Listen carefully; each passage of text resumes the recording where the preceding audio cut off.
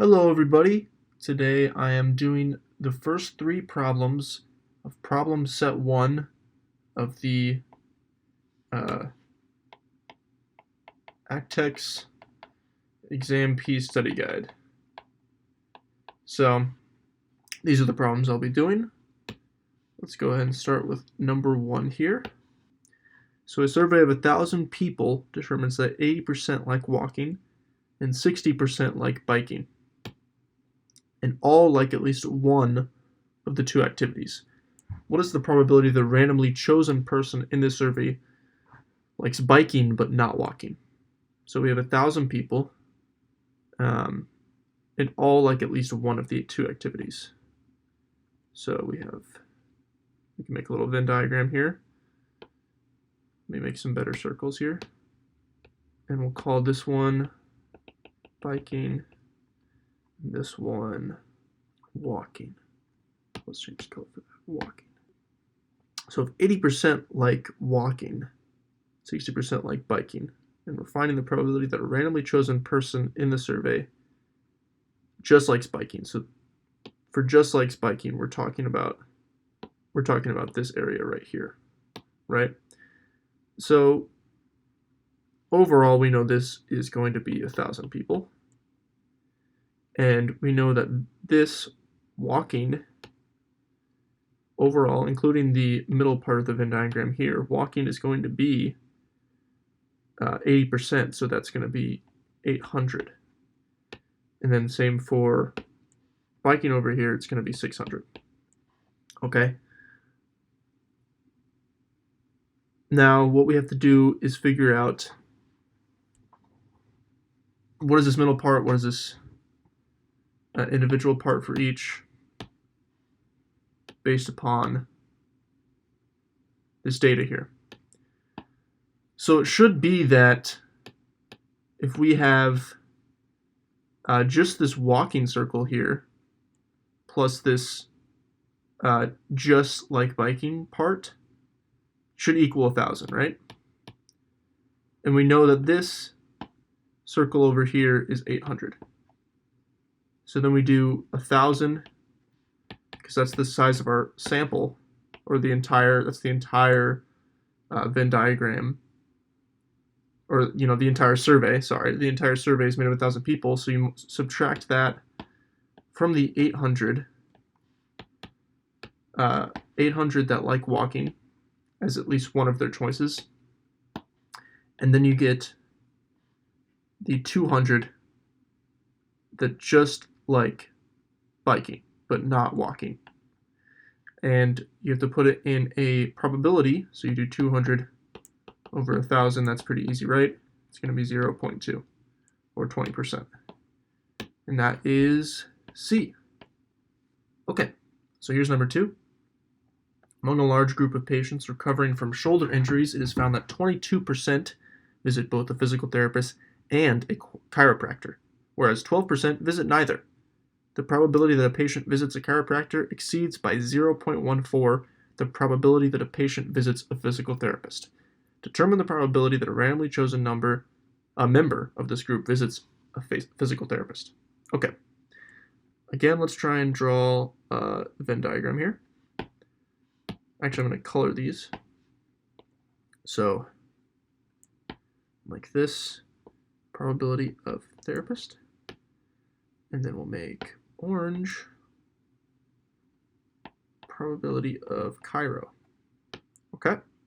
And so far we know that 22% visit both, and 0.12 visit neither. And to make this a little more clear, I'm going to make it into a box. Not that. Oops, what am I doing? I need to make a box. I'm going to make a sample box to drive home that this entire box is equal to 1, or 100%. Same thing, right? And so, we also know that, and this is kind of difficult, I messed this up a few times, the probability that a patient visits a chiropractor exceeds by 0.14 the probability that a patient visits a physical therapist. So that means the probability that they're going to a chiropractor is equivalent to the probability of going to the therapist plus 0.14. And that's important. So make sure you get the wording right, because it can be easy to flip those around. And when you do that, it messes up the entire problem. And yeah, you don't want to do that. Anyway, so what else can we solve from this problem? Well, for one thing, we can figure out the area of these two circles, this whole entire yellow part that I'm highlighting. How do we do that? Well, since we have this 0.12, we can just take 1 minus 0.12. That's equal to 0.88. Okay? So now that we have some value here, we can try to solve for the probability of t using an equation that is equal to 0.88. So let's say we use the probability of t plus the probability of c. So these entire circles, okay? Now, here's the problem. If we add both of those circles together, it's adding up this middle part twice. So then we're going to have to subtract the probability of c intersect t, which is, of course, equivalent to 0.22. Okay? And now we can use this probability of c equation and substitute her back in so that we just have the probability of t left to solve for. That makes things a lot easier. So I'm not going to use the color coding anymore. Hope that's okay. Plus 0.14. I'll put these in parentheses so it's clear. We substituted. And then that minus 0.22. Okay, and this is still equal to 0.88. So now we're going to have 2 times the probability of going to the therapist. And then we take 0.14 minus 0.22. That's going to be, what is it? Minus 8. 0.88. Sorry, that's 0.808, right? So then we add 8 over here. That's going to be 0.96. And then we divide both sides by 2. Probability of t equals, should be 0.48. And that is the correct answer and is D in the study guide. We go up here. Yeah. D. Cool. So anyway, let's move on to the last one, number 3. Okay, so this one's a little confusing. It's not too bad. An insurer offers a health plan to the employees of a large company. As part of this plan, the individual employees may choose exactly 2 of the supplementary coverages, A, B, and C, or they may choose no supplementary coverage. The proportions of the company's employees that choose supplementary coverages A, B, and C are 1/4, 1/3, and 5/12, respectively. Determine the probability that a randomly chosen employee will choose no supplementary coverage. Okay, so the important thing to notice is they can only choose 2 or none. So you have A, B, C, they choose AB, they choose BC, or they choose AB. So let's put down the only possible options are A intersect B plus B intersect C plus A intersect C. And then you have plus probability that choose none. And that's going to equal 1. Okay? How do these numbers come into play?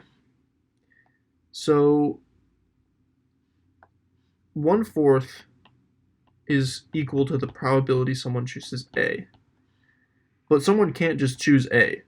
They have to choose A and B or A and C, right? So that's exactly what it is. It's the probability of A intersect B plus the probability of A intersect C. And then you can do this with the rest of them, right? So you can figure out probability B, probability of C. If we add these up, so we have probability of A, let's do that, A intersect B plus probability of A intersect C is the probability of A, okay?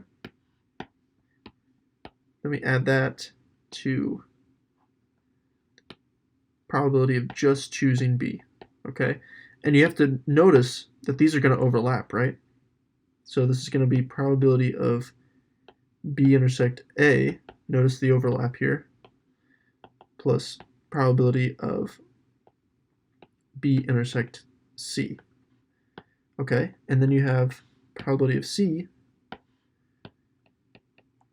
which is probability of C intersect A plus the probability of C intersect B. Again, there's overlap, okay? And this overlaps with this. So what you end up getting when you add these all together is you get 2 times all these individual things. The probability of A intersect B plus the probability of A intersect C plus the probability of B intersect C. Okay, and where does this, look at this. This look familiar? It's right here. So we actually know, sorry, let me back this up a little bit. So we pull this down. We know that this equation,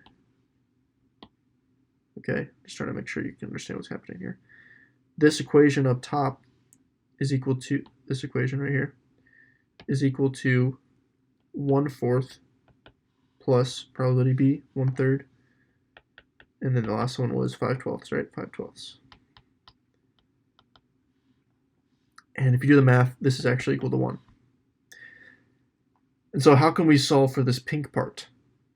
Well, of course, we set it equal to 1 and divide both sides by 2. And so you get that this pink part here, I'm just going to do this because I'm lazy, of course, is 1/2. Okay, so then what is the probability of nothing? Of not choosing anything? Well, it should just be the opposite, right? Because we know that this is going to be equal to 1/2. So if we take this, let's copy it and move it down just to be absolutely clear on what's happening here. Okay, you have this.